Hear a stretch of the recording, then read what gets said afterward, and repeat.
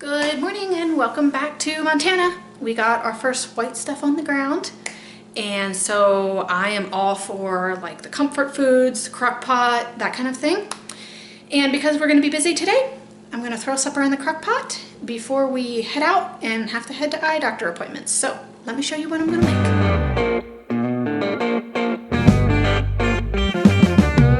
For those of you who don't know me, I'm Cece. My husband Crock and I homestead in the big beautiful state of Montana.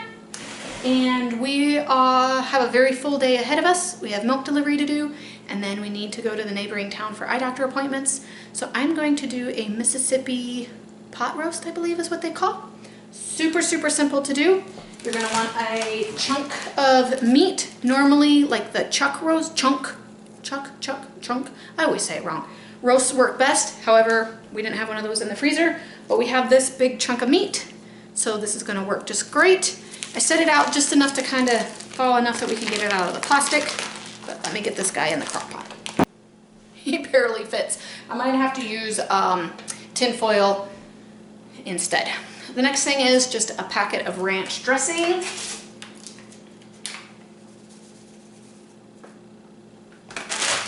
One stick of butter. The original recipe then called for a pack of AU sauce or brown gravy. I do not have that, so I am going to use the beef broth. Just kind of a spoonful of that.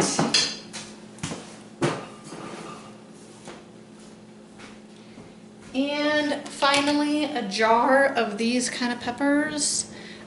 We're not going to use a whole jar because it makes it a little spicy for some of our littles, so this will work. And then I'm gonna stick it on low, and it will be in that crock pot for 8 hours or so, and it should look just fine when we get home. Okay, we just got home. I took the tin foil off of it. We're gonna cut into it, see what she looks like. Okay, go ahead, let's see what.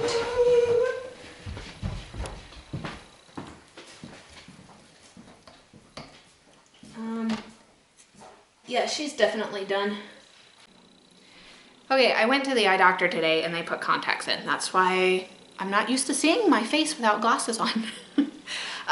So normally when I try to make a meal, I normally try to have a meat, a starch, and a vegetable.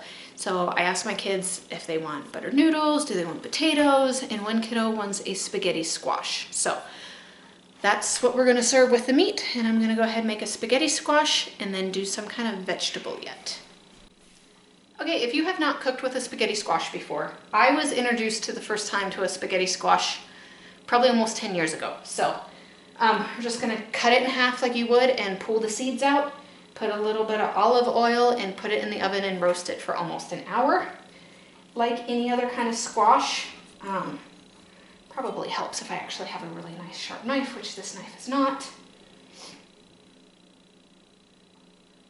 Oh, okay, got her. Got her cut open.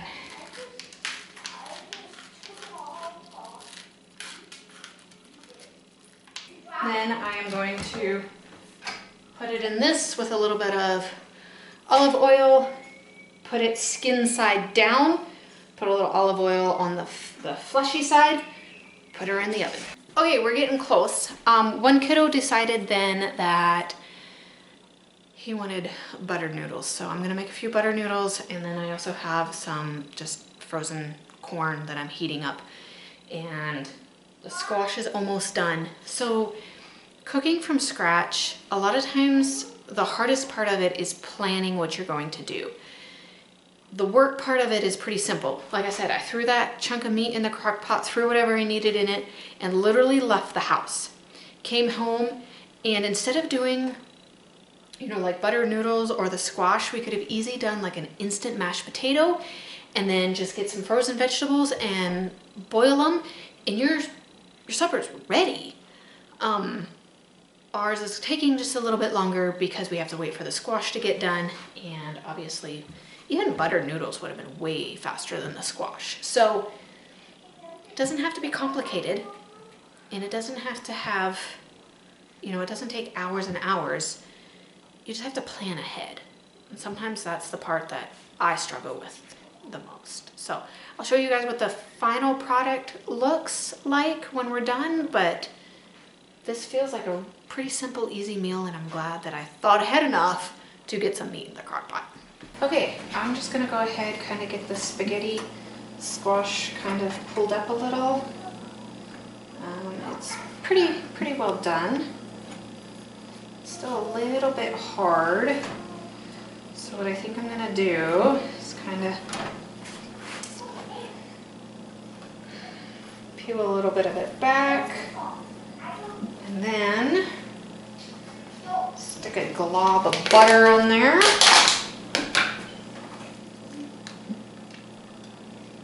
And stick it back in the oven. Kirk is almost done milking in the barn.